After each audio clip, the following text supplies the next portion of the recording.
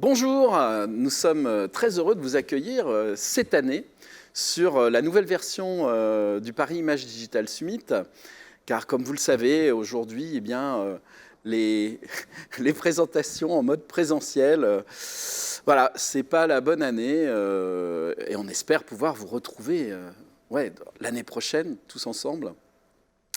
Alors, cette session est dédiée, c'est un cas d'usage qui va être dédié à présenter une technologie d'effets spéciaux utilisés en temps réel, et notamment sur des feuilletons de télévision.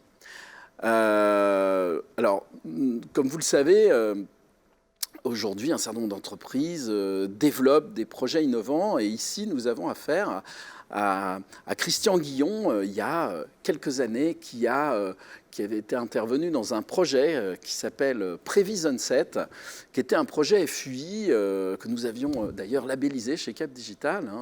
Cap Digital, encore cette année, est partenaire du PIDS. Et nous avons le plaisir d'avoir vu que ces résultats de projet qui fonctionnent très bien, ont été utilisés et intégrés dans les chaînes de production des tontons truqueurs. Et nous avons aujourd'hui la chance d'avoir avec nous Pierre-Marie Boyer, des tontons truqueurs, qui va nous présenter en détail, puisqu'on a du temps devant nous pour rentrer dans le détail. Et nous aurons des vidéos, des exemples. Vous allez pouvoir comprendre comment aujourd'hui ces technologies innovantes sont utilisées sur des feuilletons que vous pouvez voir quasiment tous les jours à la télévision. Bonjour Pierre-Marie. Bonjour Stéphane. Alors, tu es chez Tonton Truqueur depuis maintenant plusieurs années. Précédemment, tu travaillais très proche de l'innovation dans le secteur de la télé et du cinéma. Avec le Centre national du cinéma.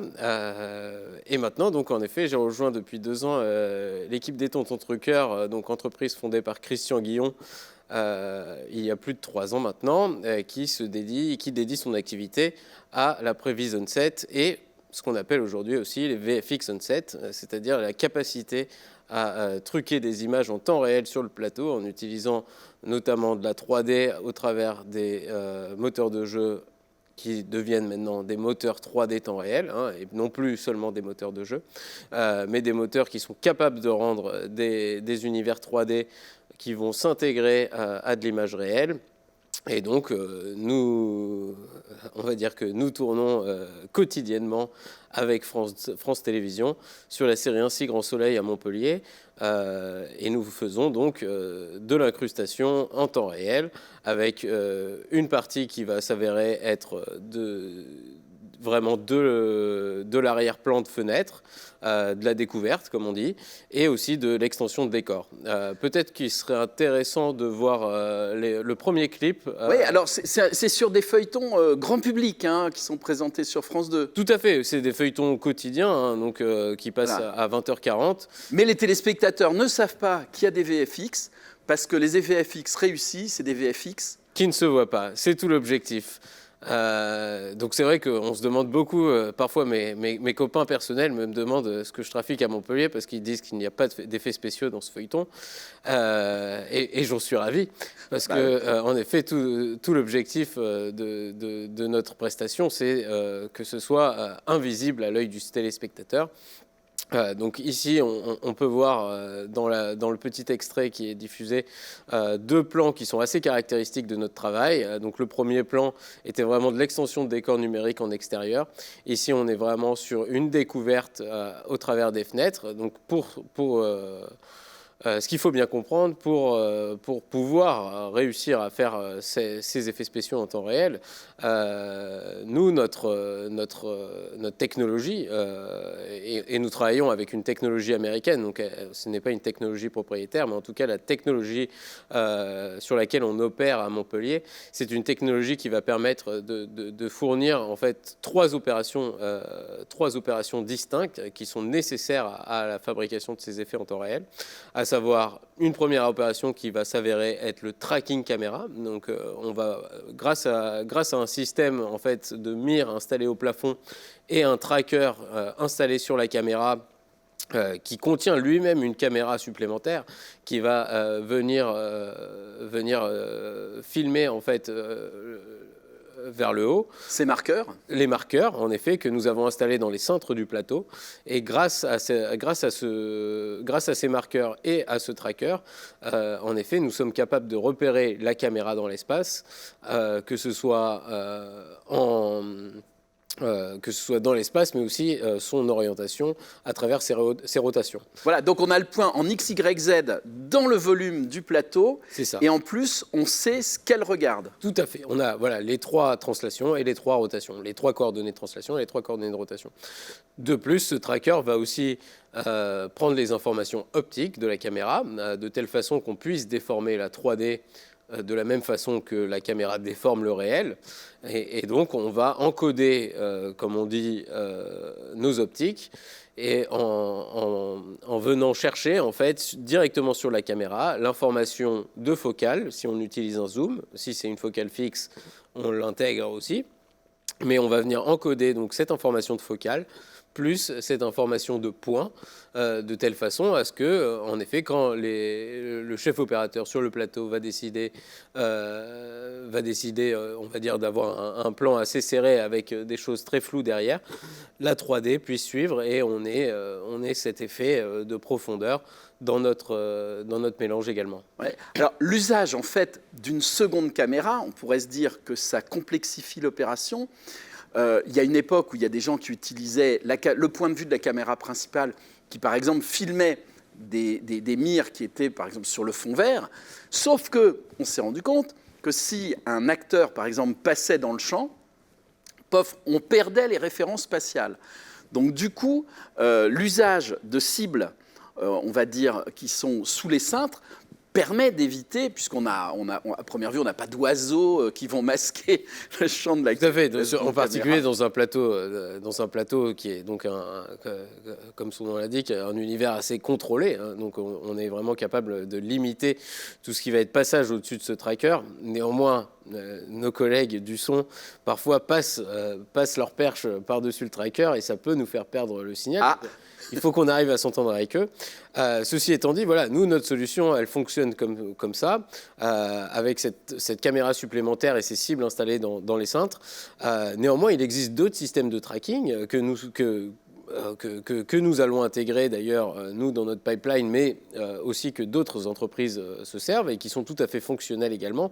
Il faut citer notamment tout ce qui va être du tracking mécanique, c'est-à-dire du tracking assez simple finalement, enfin en tout cas plus simple et plus précis, c'est-à-dire on va directement venir encoder des pieds caméra ou même des pieds caméra sur travelling ou des grues aussi également, c'est ce qui se fait beaucoup, notamment on travaille un petit peu avec Luma sur ces sujets-là. Luma qui était un des partenaires du projet Prevision 7. Tout à fait, et qui ont déjà quand même beaucoup, ils ont déjà dans leur besace, on va dire, beaucoup d'outils qui vont permettre de récolter ces données de tracking de leur grue.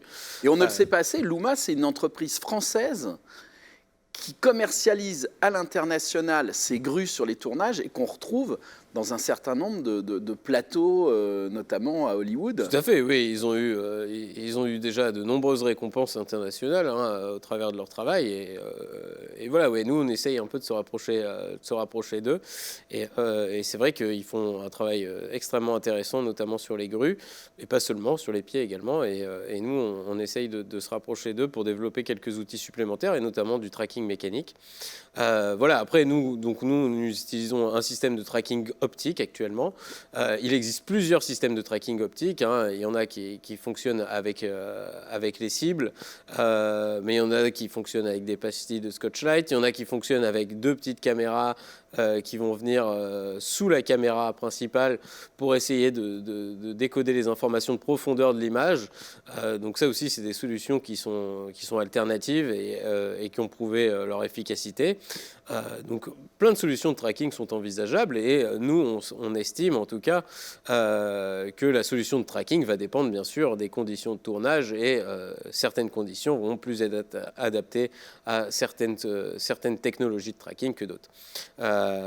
Néanmoins, voilà, pour nos travaux à Montpellier, cette solution de tracking optique se révèle être très pertinente du fait notamment de l'espace qui existe à Montpellier. Hein. Il existe 2 studios de 1100 mètres carrés dans lesquels on va dire qu'il y a une vingtaine de décors. Et ces décors sont souvent constitués de plusieurs pièces, donc avec des portes, des sas. Et donc voilà, nous, on sait que maintenant, en tout cas, avec beaucoup d'heures de travail, mais nous avons réussi à dompter la technologie et on est capable de passer sous les portes. Et c'était un vrai sujet, par exemple, pour nous, rien que cette capacité à pouvoir passer sous les portes, ça a été quand même pas mal d'heures de travail. Mais maintenant, on sait que ça fonctionne bien. Donc si on reprend... Voilà, ça c'était la première des 3 briques. Ça c'est la première opération que nous réalisons, en temps réel bien entendu. La deuxième opération que nous réalisons, ça va être le calcul de l'image 3D de l'environnement virtuel, qui va être calculé bien sûr grâce aux informations de tracking que nous avons fournies au moteur 3D. Oui. On va peut-être ajouter un petit élément pour que tout le monde comprenne bien. C'est que les décors, les extensions de décors que l'on voit donc notamment par les fenêtres, c'est en fait des bases de données 3D qui ont été préalablement modélisées. Tout à fait, et c'est extrêmement important. Sur des environnements existants ou pas ? Tout à fait.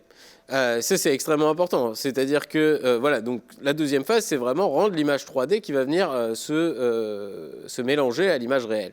Cette image 3D, bien sûr, elle ne sort pas de nulle part. Il faut bien entendu construire nos scènes 3D de façon les plus réalistes possible, hein, parce que, en effet, mélanger une image 3D synthétique à une image réelle, pour que l'œil soit trompé, il faut quand même un degré de qualité et de rendu qui va exiger beaucoup de précautions et beaucoup de travail.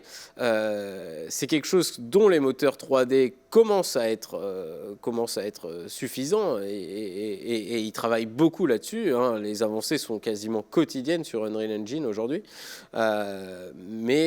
Donc c'est grâce à ce moteur 3D, Unreal Engine, que nous sommes en capacité de calculer la découverte, donc la scène 3D, dans l'angle de caméra qui est filmé en réel. Et ce moteur 3D nous donne cette capacité de rendre cette image en temps réel. Donc, c'est-à-dire en temps réel, c'est extrêmement, c'est vraiment très impressionnant quand on sait qu'aujourd'hui, pour rendre une image 3D, il y a quelques années, pour rendre une image 3D, on était de l'ordre de parfois la journée pour calculer une image 3D. Là, ici, en effet, les images doivent être rendues on the fly, comme ils disent les Américains. Donc, il faut vraiment quand même des capacités de calcul et de GPU. Il faut peut-être aussi qu'il y ait une cohérence dans l'éclairage entre, on va dire, comment le soleil éclaire à l'extérieur votre base de données 3D et peut-être les ombres qui viendraient de la lumière du jour qui rentreraient dedans. Alors ça, je te propose qu'on parle de cet aspect-là un peu plus tard. On va finir les 3 opérations. Donc la deuxième. Alors attends, puisque j'ai encore quelques précisions. Oui. Donc, vous modélisez avec quoi ces bases de données au départ ? Donc, les modélisations, nous, on fait du Blender et du 3ds Max. D'accord. Et vous texturez ça avec des très hautes résolutions pour que ça soit crédible ? On essaye, oui, on essaye de pousser les choses assez loin. Après, on est assez vite limité par cette contrainte de temps réel, hein, c'est-à-dire que l'utilisation donc, de maps de texturing trop importantes nous plombe les performances et à ce moment-là, les images ne peuvent plus sortir en temps réel. Et si vous utilisiez des textures procédurales, par exemple, pour sa substance, ça allégerait pas les bases de données ? Ça allège un petit peu les bases de données. Hein. Il existe des outils qui nous permettent d'aller un petit peu plus loin. Néanmoins, cette limitation, elle est réelle. Et pour l'instant, nos cartes GPU ne nous permettent pas d'aller au niveau où on le souhaite. D'accord. Donc vous êtes sur des bases de données, je veux dire, de quelques centaines de milliers de polygones. Un peu plus. Non, maintenant, ça tient plus la charge quand même. Hein. D'accord. Ça tient plus la charge. On arrive, je n'ai plus exactement les chiffres en tête, mais je crois qu'on arrive parfois sur certaines scènes à dépasser le million.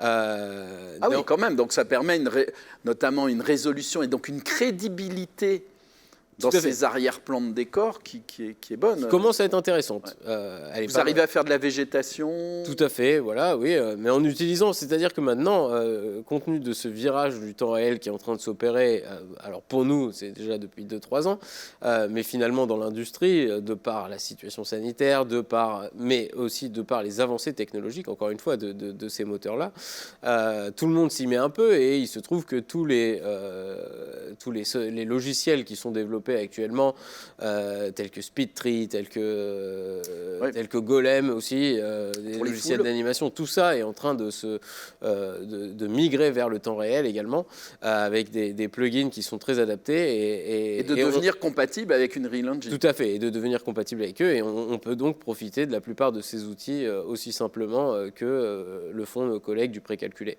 D'accord. Et quand tu dis que vous calculez en temps réel, vous calculez en fait combien d'images par seconde? Alors, nous, on tourne à la télé, donc on est à 25 frames par seconde. Donc, le moteur de rendu doit cracher 25 frames par seconde. D'accord. Et je suppose c'est un feuilleton qui est diffusé en Full HD. Tout à fait. Donc, pour avoir un arrière-plan qui marche bien dans un feuilleton en Full HD, vous calculez vos images en Full HD. En Full HD. En Full HD. Parce que de toute façon, comme ça ne fait qu'une partie de l'image... tout à fait. Alors, mais il faut savoir que le système tel qu'il est conçu actuellement, en tout cas, rend toute l'image, malgré tout. C'est-à-dire rend tout le full frame, et après le mélange s'opère ensuite. D'accord. Et c'est une très excellente transition parce que le mélange, donc ce fameux compositing, ce qui est la phase compositing, c'est la troisième opération que nous réalisons en temps réel sur le plateau. Troisième brique. Donc la troisième brique, donc qu'on appelle le compositing, c'est-à-dire le mélange de l'image réelle avec l'image virtuelle. Et ça, donc elle se fait. Donc nous, on utilise la bonne vieille technique du fond vert, le green screen, donc sur lequel on opère une opération de key, le keying, qui consiste donc à effacer le vert et à le remplacer par notre univers 3D calculé en temps réel. Donc si on résume, ce sont ces trois opérations, le tracking caméra, le rendu de l'image 3D temps réel et le compositing temps réel qui nous permettent de produire les images qu'on a vues tout à l'heure. Et alors pour faire ce compositing, vous utilisez une solution logicielle type Nuke ou vous utilisez dans une régie hardware Nous, la technologie que nous utilisons, donc, qui est la technologie de la société Lightcraft, qui s'appelle Allied, cette technologie en fait produit ces trois opérations au sein d'un même workflow. Donc le même soft nous permet de produire ces trois opérations, donc on n'a pas besoin d'outils supplémentaires. Il existe en effet des setups et on y réfléchit aussi parce que nous, on considère que tout ça ne sont que des outils et notre objectif est de répondre à au plus de demandes possibles. Et donc en fonction des conditions de tournage, on pourrait imaginer également utiliser par exemple des keyers externes tels qu'on les utilise à la télé actuellement. Le célèbre Ultimate de Blackmagic, par exemple, pourrait aussi être intégré à notre workflow dans certaines conditions. L'Ultimate qui a été utilisé sur les chaînes de télé depuis des décennies. Tout à fait. Alors peut-être qu'il serait intéressant, maintenant qu'on a parlé des trois opérations, de visionner rapidement le clip de la présentation technique sur lequel on voit un petit peu nos opérateurs travailler avec tout le setup complet et un peu comment ça se passe dans le studio. Voilà, donc là on voit vraiment... Voilà, cette vidéo, on l'a faite pour bien montrer qu'en effet, le système fonctionne en temps réel. Donc, on a mis le moniteur de contrôle dans le champ. Et ce qui est intéressant, c'est que ça va fonctionner. Nous sommes capables de traquer avec toutes les configurations, que ce soit caméra sur stead, caméra épaule, caméra sur chariot travelling, dolly, tout est envisageable. Du moment qu'il y ait les cibles correctement installées et le tracker sur la caméra, tout ça est possible. Donc il faut quand même que la seconde caméra soit en capacité de voir ce qui est au plafond. Tout à fait, voilà. Donc les cibles sont installées comme ça sur le plafond. On est parfois contraint de travailler, enfin c'est pas contraint, mais on doit parfois travailler avec les chefs décorateurs pour intégrer nos trackers dans les décors de telle façon à ce qu'ils ne soient pas vus par le téléspectateur. Donc ça, c'est un vrai sujet, notamment sur les décors avec des plafonds. On est obligé d'essayer de trouver des combinaisons pour être assez malin pour que tout ça soit correctement caché. Là, on voit notre station VFX qui est composée en fait essentiellement d'un ordinateur, plus d'une grille, donc d'un ordinateur qui comporte une carte d'acquisition vidéo et ça, ce sont nos enregistreurs qui nous permettent d'enregistrer les différents flux. Parce que notre système est capable d'enregistrer 3 flux simultanément. Ça va être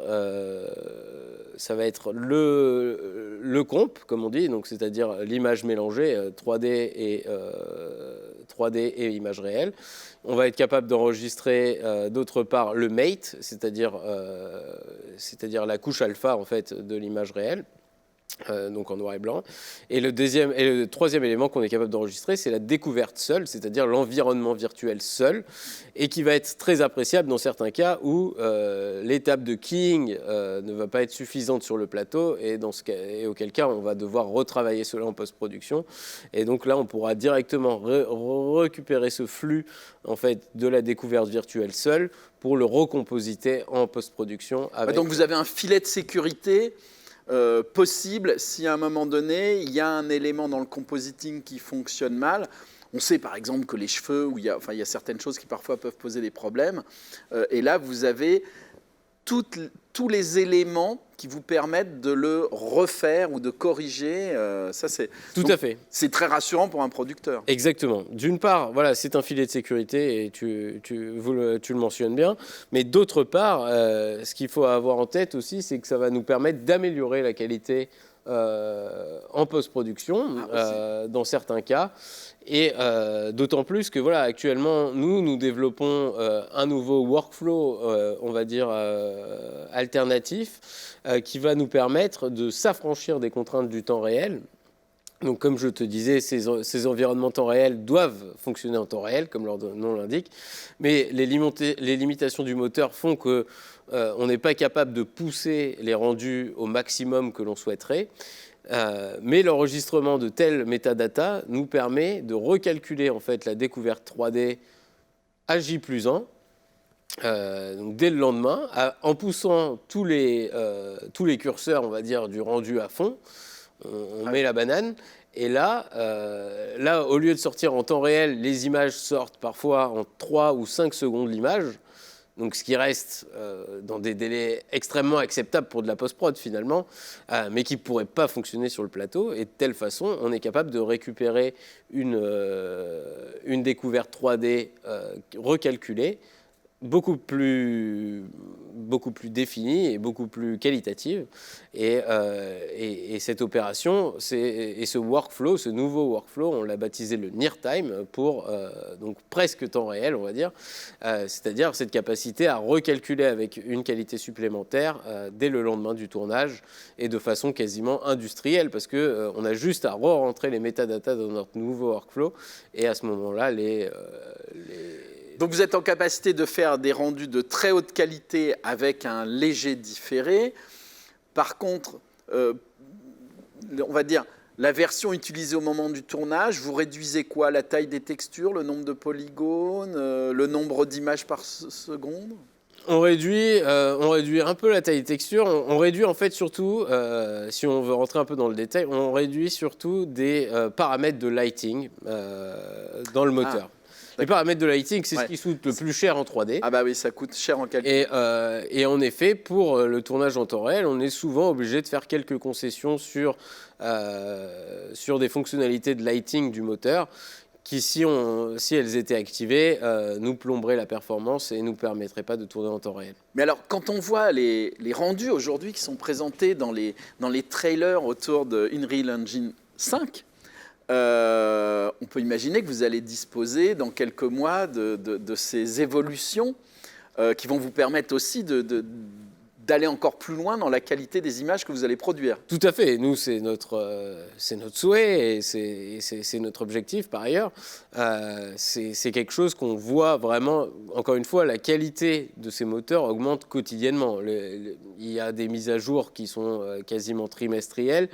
Mais en dehors de ça, la documentation est quasiment quotidienne. On voit que beaucoup de gens sont sur le pont chez Epic eux-mêmes, mais aussi à travers d'autres boîtes de VFX qui, comme nous, se sont lancés dans cette aventure.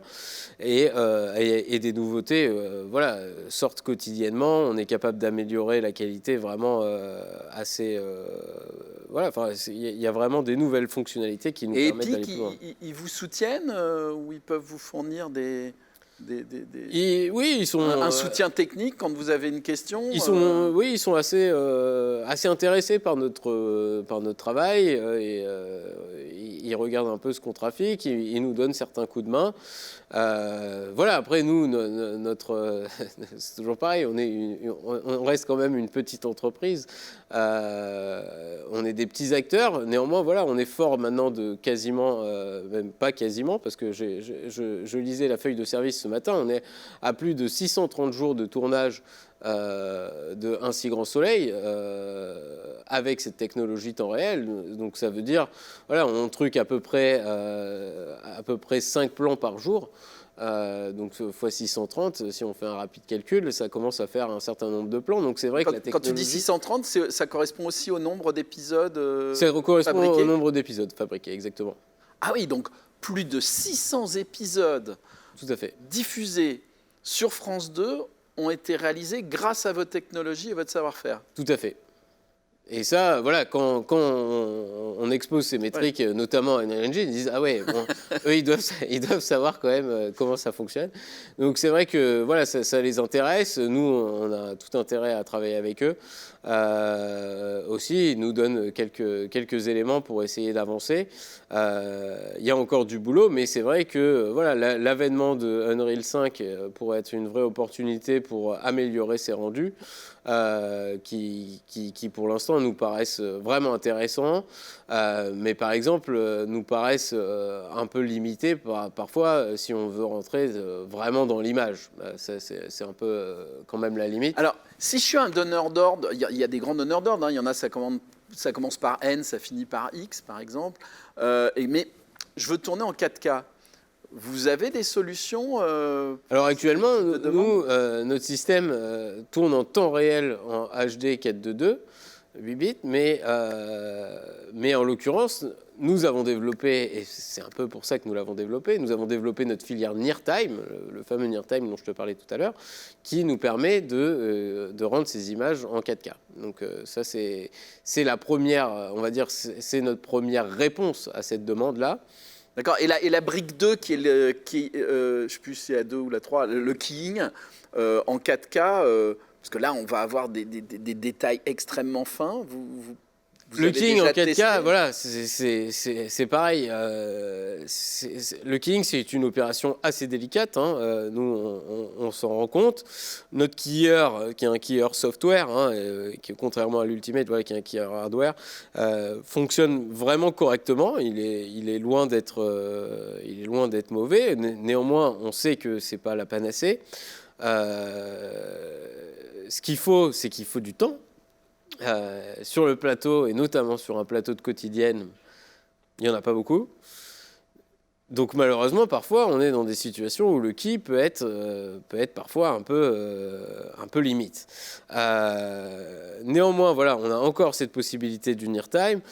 Sinon, les améliorations sur les keyers temps réel en tant que telles, j'espère qu'elles vont venir, parce que c'est un vrai sujet.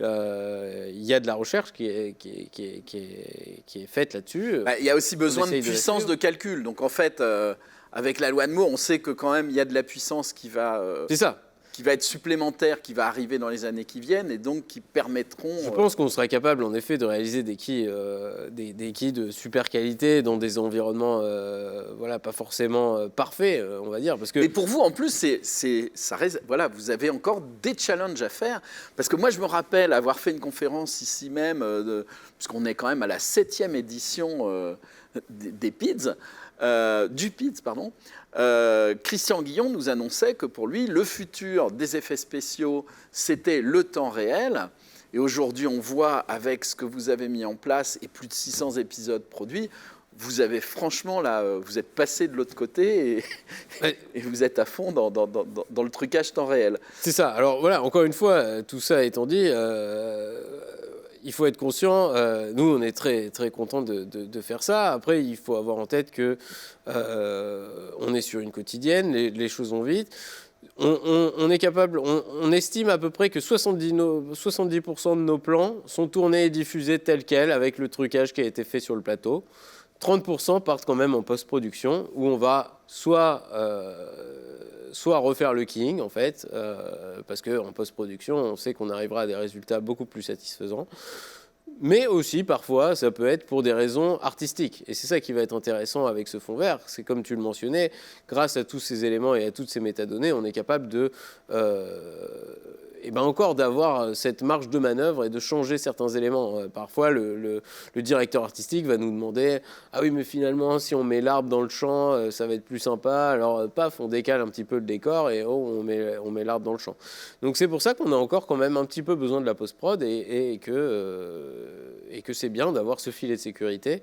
Mais néanmoins, l'objectif, en tout cas, que nous, on essaye de se fixer, c'est d'avoir un maximum de tournées diffusées et truquées. Alors, si on met à plat le pipeline qui permet de réussir à faire ça, parce qu'on se rend compte, par exemple, que quand vous tournez, la base de données, elle a dû être modélisée, donc il a fallu que ça soit préparé à l'avance. Donc, je pense que vous avez une sorte de planning de Gantt, vous dites, je sais pas moi, je dis n'importe quoi au niveau des délais, mais 3 semaines avant, il faut qu'on ait cet élément-là de décor qui soit modélisé. À un moment donné, il va falloir que vous ayez certainement une phase de test, parce que vous n'allez pas rentrer sur tourner un feuilleton. Et vous avez le détail de ce que tu as expliqué dans la fabrication. Après, je pense, vous livrez. Je ne sais pas si c'est vous qui fabriquez le PAD. Et c'est à l'antenne combien de temps après ? Enfin, il y a quand même, sur un épisode, entre le moment où quelqu'un va amener le scénario, peut-être pas chez vous, mais où le scénario est produit et où il est à l'antenne, il se produit quelle période ? Alors, entre le tournage et la diffusion, il y a 2 mois. Après, si on part de l'écriture, il y a encore plus. Il y a quasiment 4 mois, il me semble, entre l'écriture et la diffusion.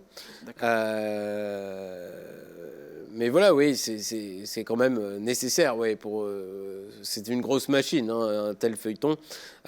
Tourner quotidiennement, ça nécessite quand même pas mal de planification. Mais donc oui, il y a quand même quelques marges de manœuvre. Et est-ce que vous pouvez faire de la réhute, prendre un élément 3D, je sais pas, l'inverser ou changer l'angle du point de vue Nous, c'est-à-dire nos bases de données 3D, et ça c'est un peu aussi un vrai avantage de ces nouvelles façons de travailler et du temps réel en particulier. C'est-à-dire que nous, on essaye de produire des bases de données qui sont assez importantes. Par exemple, on va reproduire des zones de l'ordre de parfois 5 km², parfois 10 km². Et on donne cette possibilité au directeur artistique. 10 km² on va dire, d'espace. Par exemple, pour notre dernier décor hôpital, on a construit en effet 10 km² de ville qui reproduit Montpellier. Alors qui reproduit un Montpellier un petit peu simplifié, bien entendu, mais enfin on a produit quand même 10 km² de ville et qui vont nous permettre ensuite avec une réflexion directe avec le directeur artistique de choisir l'emplacement de là où on va mettre le décor, quoi, finalement. Oui, puis surtout que vous avez la possibilité, on va dire, dans vos décors sur le plateau, de dire, on est plutôt à une terrasse de café, on est donc au niveau 0, on est au rez-de-chaussée, ou on est au 5e étage, ou pourquoi pas sur un rooftop. Tout à fait. Écoute, je t'ai amené justement notre dernier décor que nous avons travaillé, qui est le rooftop, qui est un petit décor de rooftop que nous avons fabriqué. Alors c'est marrant que tu parles de réutilisation parce qu'il y a pas mal d'éléments que nous avons réutilisés d'autres décors, dans ce décor notamment. Nous avons été assez voilà, c'est un décor qui a vraiment plu aux producteurs et à la série. L'air de rien qui est assez ambitieux en termes de fond vert, parce que voilà, on voit, on est quasiment full fond vert derrière. Et c'est quelque chose qui fonctionne assez bien finalement en nuit. C'est un décor qui nous a demandé assez peu de travail et qui fonctionne vraiment très bien et pour lequel voilà, enfin, en tout cas qui remplit la demande de façon extrêmement pertinente. Et par exemple, on aurait pu avoir une caméra un peu plus haut, tournant en contre-plongée et de voir par exemple des véhicules passer. Tout à fait, on aurait pu faire ça. Je suis gourmand là. Hein. T'es un peu gourmand. L'enjeu de ça, c'était voilà, d'avoir un sol vert suffisant derrière. Mais en l'occurrence, ça aurait été possible. Oui. C'est ça qui est assez intéressant. Après, donc, tout ça étant dit, ce qu'il faut bien voir, c'est que là, et par exemple, cet exemple du rooftop est assez caractéristique, c'est que l'air de rien, il a fallu travailler avec la déco. Et ça, ce travail avec la déco devient de plus en plus primordial. Hein. Les chefs décorateurs qui nous ont vus débarquer ont dit ah ça y est, en fait on va tout faire sur fond vert, on sert plus à rien, c'est une catastrophe. Mais pas du tout, parce qu'un effet qui est réussi, c'est un mélange de réel et de virtuel. Donc si on veut vraiment que ça fonctionne, il va falloir en effet se mettre bien d'accord avec le chef décorateur de telle façon à ce que les éléments soient crédibles et s'intègrent bien à notre paysage virtuel. Donc on lui présente notre paysage virtuel, on se dit voilà quels éléments on va intégrer, à quel endroit, et nous ce qu'on a remarqué, et ce qui est recommandé si on lit la littérature, hein, c'est que bien sûr plus on va casser, notamment quand on est sur des décors comme ça assez ouverts avec beaucoup de fond vert, plus on va casser on va casser la perspective avec des petits éléments réels avant le fond vert, plus le truc sera réussi. Là, il y a un travail, parce qu'on voit entre le garde-corps qui est bien ajouré, mais comme c'est la nuit, on lui met une petite guirlande de LED qui fait qu'on arrive bien à comprendre dans la structuration de la profondeur de l'espace, à quel endroit c'est. Enfin voilà, il y a quand même eu... on va pouvoir le revoir. Il y a quand même, pour le chef décorateur, une inventivité pour se mettre dans le contexte du décor virtuel qui est associé à son décor physique. Tout à fait. Et parfois, il peut vous faire des recommandations, par exemple en disant ça serait pas mal que dans la base de données 3D, il y ait tel élément qui soit en raccord avec ce que j'ai imaginé. Tout à fait. Alors là, pour l'instant, c'est confidentiel, mais en tout cas, c'est un décor à venir plutôt. Couper les micros. C'est ça. Mais par exemple, on travaille sur un projet extrêmement ambitieux de décor d'hôpital actuellement, qui sera bientôt à la diffusion. Et ce nouveau décor se veut extrêmement ambitieux, avec notamment la prolongation de couloirs. Donc on a un couloir réel, et juste derrière, qui se termine par un fond vert, et derrière, on prolonge ce même couloir réel par un couloir virtuel identique. Et donc, pour ça, on a vraiment beaucoup travaillé avec la déco, notamment pour savoir, pour eux, leur faciliter la vie, et nous aussi, nous faciliter la vie au maximum. Et vraiment, même nous, on était assez contents de ce travail, assez satisfaits, parce que c'est vrai que c'est assez impressionnant, une fois branché, quand c'est correctement réglé. Et les raccords d'éclairage, par exemple. Alors, les raccords d'éclairage, ça marche dans ce cas-là? Tout à fait, oui, et c'est extrêmement important. Voilà, donc ça, moi, je disais que c'est extrêmement important de travailler avec le chef décorateur, pardon, sur cette technologie, mais c'est extrêmement important également de travailler avec le chef opérateur par rapport à l'utilisation de cette technologie, parce que l'air de rien, c'est quand même lui le chef de la caméra sur un plateau, et c'est quand même lui le chef de la lumière. Et pour avoir encore une fois un effet réussi, il va falloir qu'on raccorde cette lumière virtuelle à la lumière réelle. Et ça, si on ne s'entend pas, ça ne fonctionne pas. Donc en effet, il y a un vrai travail avec le chef opérateur de telle façon à ce que sa lumière qu'il va faire sur le plateau puisse avoir une concordance avec cette lumière virtuelle qu'on va amener et qui est supplémentaire. Je pense notamment par exemple aux nuits. Nos nuits dans un si grand soleil, nous, nos décors sont vraiment dans une ambiance tungstène, éclairage de ville très orangé. Et donc, voilà, le chef opérateur va venir faire des petits points orange, des petites entrées orange également dans le décor réel. Et là, c'est là où la magie arrive, parce que c'est là où on se dit ah oui, non mais en fait le lampadaire de dehors il éclaire vraiment l'appartement de dedans, et c'est là où en effet on arrive à tromper bien le spectateur. C'est là où la boucle de l'effet spécial invisible, mais qui fonctionne bien entre Tout à fait. Le virtuel et le réel. Et pour cela, voilà, oui, c'est peut-être la dernière vidéo, il me semble que j'ai une dernière vidéo à montrer. On a développé des petits outils. Voilà, si on le regarde rapidement, on a développé des petits outils qui vont permettre, en cohérence, alors là, c'est notre interface iPad, mais finalement, on s'est dit que notre interface iPad, c'était pas si pratique que ça, parce que d'avoir rien sous les doigts, maintenant, on a une vraie console qui nous permet de régler ça plus finement, même si l'interface iPad, c'est quand même sympa. Mais voilà, cette interface va nous permettre de régler cette lumière réelle à la lumière virtuelle et de pouvoir vraiment matcher à l'image réelle. Et c'est là où, en effet, encore une fois, toute la magie opère et on arrive à faire croire que cette image est réelle. Alors, il nous reste moins de 10 minutes et moi, j'ai encore quelques questions à te poser. Parce que...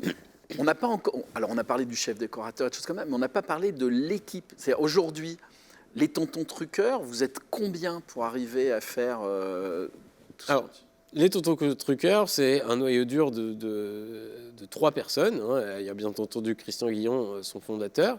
Après, il y a le directeur technique qui est Stéphane Lémon, qui est aussi bien connu des plateaux, qui est un peu le grand spécialiste du QTech, qu'on appelle la mixette, donc qui nous a rejoint depuis le début de l'aventure et qui aujourd'hui assure ce rôle de directeur technique et nous fait beaucoup avancer.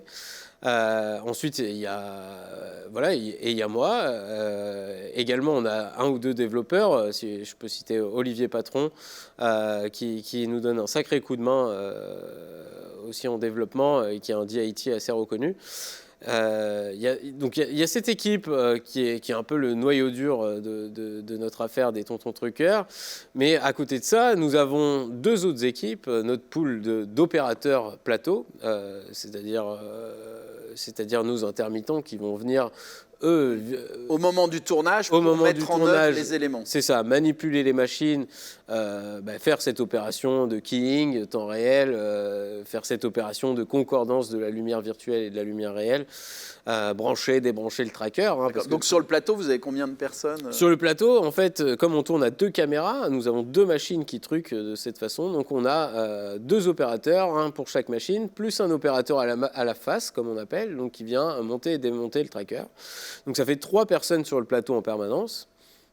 Donc ça, c'est notre équipe d'opérateurs et qui comporte à peu près, on a une vingtaine d'opérateurs formés, exactement. Et donc qu'on appelle et qu'on essaye de faire tourner. Et à côté de ça, on a notre deuxième équipe hein, qui elle aussi commence à être assez forte, enfin en tout, assez forte, comment dire, plutôt assez fixe presque, qui est constituée de graphistes, hein, tout simplement, mais avec la spécificité que ce sont des graphistes temps réel. C'est-à-dire qu'on a cherché des graphistes qui vont être capables de maîtriser ces moteurs de jeu temps réel.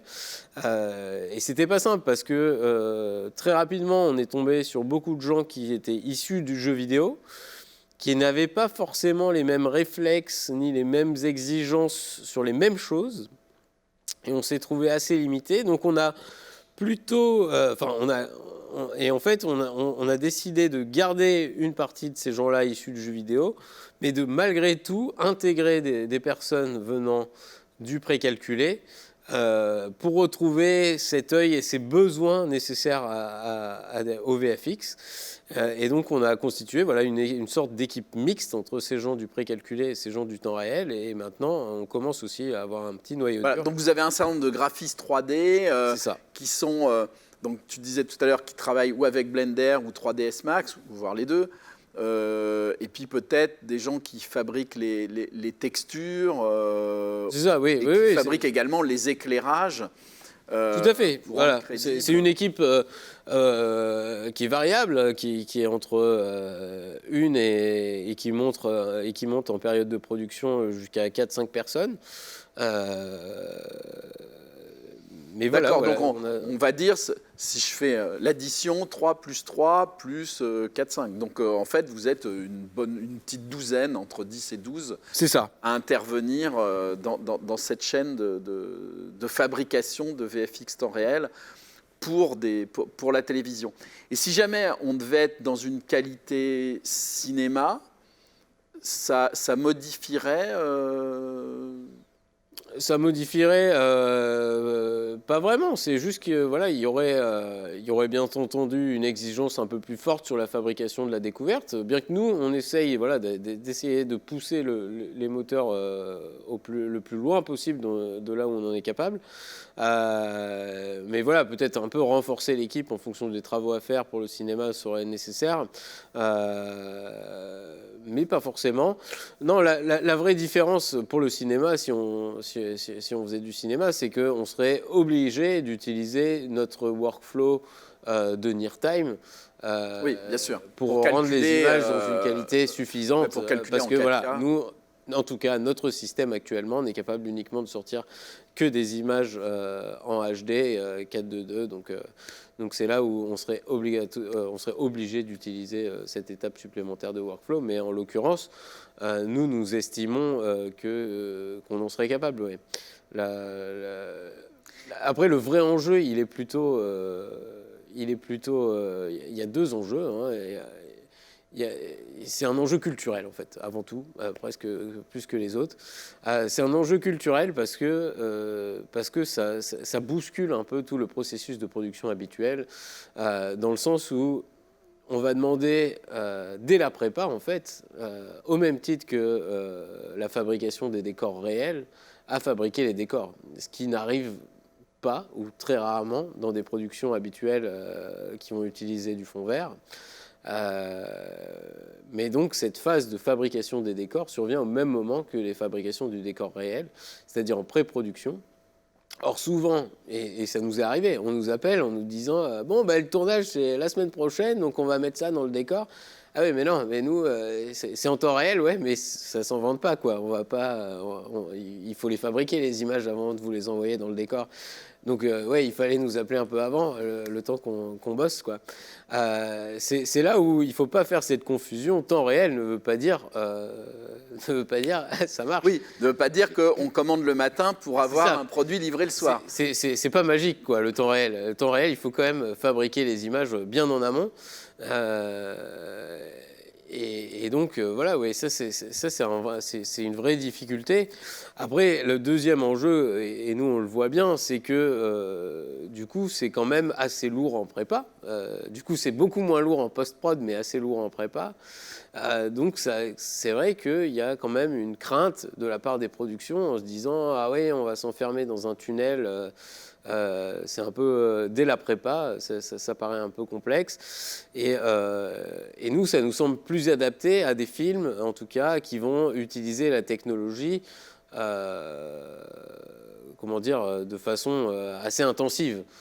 Si on a 3 plans dans un film, et c'est moi qui vois la techno, mais si on a 3 plans dans un film sur 3 décors différents, ça me paraît peu... le ratio... c'est ça. Ça me paraît peu opportun d'utiliser notre techno, même si, appelez-moi, on en parlera, on ne sait jamais. Mais en l'occurrence, voilà, si par contre, on est dans un film d'époque où la moitié du film, c'est sur fond vert et les environnements derrière, on va l'utiliser quasiment sur tous les plans, et ben là, c'est nous qu'il faut appeler, c'est sûr. Alors, on arrive à la fin de cette étude de cas. Je pense que merci beaucoup d'avoir détaillé, indiqué les technologies. Ouais, je pense que maintenant on a une vision assez précise de comment est fabriqué un si grand soleil. Alors, et on remercie Christian qui n'est pas là parce que voilà, il a quand même... Et merci à vous de nous accueillir et de nous laisser ce temps de parole pour présenter nos projets, parce que c'est vrai que c'est aussi important que... Et d'ailleurs, j'ai compris que tu allais réintervenir sur une technologie, on va dire, du futur. Du futur. Voilà, dans une table ronde qui sera animée par Yann Marchais. Voilà, bon, je crois que ça va être le moment de nous quitter. Je vous donnerai un conseil aussi, et regardez bien ce qui va être présenté par le CNC, parce qu'il va y avoir des dispositifs d'aide nouveaux qui vont être présentés dans les conférences du Paris Image Digital Summit de 2021. Voilà, nous avons réalisé cet enregistrement au Centre des Arts d'Enghien. On remercie les équipes techniques et puis les organisateurs. Je pense à Jean-Paul Lançon, à Yann Marchais, à Dominique Roland. Et puis on espère pouvoir vous retrouver le plus rapidement possible avec des gens devant nous. Voilà. C'est pas en temps réel, mais en réel en tout cas, ça sera encore mieux. Parce que là, on a une bonne distance quand même. Hein. Ça va, on est safe. Voilà, on va remettre nos masques. À bientôt.